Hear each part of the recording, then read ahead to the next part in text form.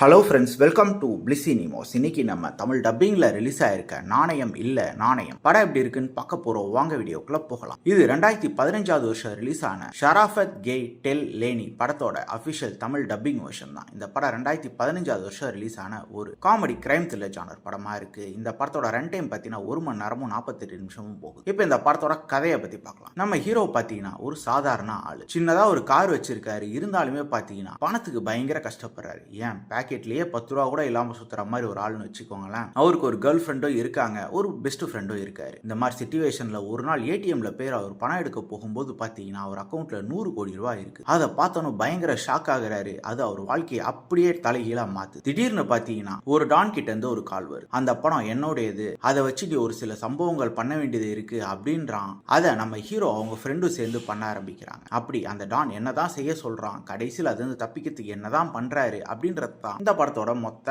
கதையே. இப்போ இந்த படத்தோட பாசிட்டிவ் பத்தி பார்க்கலாம். பாசிட்டிவ் கண்டிப்பா ஸ்டோரி பிளாட்டை சொல்ல ஒரு இன்ட்ரெஸ்டிங்கான ஸ்டோரி பிளாட்டாவே இருக்கு. ஒரு 100 கோடி ரூபாய் நார்மலான ஒரு மனுஷன் அக்கௌண்ட்ல விழுந்து அவன் எவ்வளவு சந்தோஷப்படுவான். ஏன் அந்த மாதிரி நம்ம பல நியூஸும் கேள்விப்பட்டிருக்கோம். அதை மையமா வச்சு இந்த படத்தை பிரசன்ட் பண்ணியிருக்காங்க. அதுக்கேற்ற மாதிரியே ஃபர்ஸ்ட் ஆஃப் ஃபுல்லா காமெடியும் சஸ்பென்ஸையும் வச்சு ரொம்ப சூப்பராகவே கொண்டு போயிருக்காங்கன்னு சொல்லலாம். அதே மாதிரி படத்துல பல இடங்கள்ல காமெடி பொசிஷன்ஸ் ரொம்ப நீட்டாக ஒர்க் அவுட் ஆயிருக்கு. அதே மாதிரி ஒரு சின்ன டியூரேஷன் இருக்கப்பட்ட படம்ன்றதால நம்மளால சுவாரஸ்யமா உட்காந்து பார்க்கவும் முடியுது. டெக்னிக்கலி இந்த படம் சவுண்டாவே இருந்தது. அதையும் தாண்டி நம்ம ஹீரோட பெர்ஃபார்மன்ஸை சொல்லி அவன் ஒரு அல்டிமேட்டான ஒரு பெர்ஃபார்மன்ஸை கொடுத்துருக்காரு. அதே மாதிரி அவங்க ஃப்ரெண்டாக நடிச்சிருக்கவங்களா இருக்கட்டும், ஹீரோயினா இருக்கட்டும், எல்லாருமே நீட்டான ஒரு பெர்ஃபார்மன்ஸை கொடுத்துருக்காங்க. இந்த படத்தோட நெகட்டிவ் பத்தி பார்த்தீங்கன்னா செகண்ட் ஹாஃப் தான். செகண்ட் ஹாஃப்ல ஸ்கிரீன் பிளே பயங்கரமா வீக் ஆகுது. அவங்க இஷ்டத்துக்கு ஏனோ தான் எழுதி எடுத்து வச்சிருக்காங்க. அதே மாதிரி வில்லன் கேரக்டரும் பெருசா எழுதவே இல்லை. அதனால படத்துல சுவாரஸ்யம் பயங்கரமா மிஸ் ஆகுது. அதே மாதிரி படத்துல ஒரு லவ் போர்ஷன் பெரிய இம்பாக்டை நம்ம கொடுக்கவே இல்லை. காமெடி போர்ஷன்ஸ் ஒரு சில இடத்துல கிரிஞ்சா தான் இருக்கதான் செய்யும். மொத்தத்தில் என்கிட்ட கேட்டீங்கன்னா இது ஒரு ஓகே இஷான படம் தான், வேணும்னா ட்ரை பண்ணி பாருங்க. இந்த படத்துக்கு நம்மளோட ரேட்டிங் கேட்டீங்கன்னா 10க்கு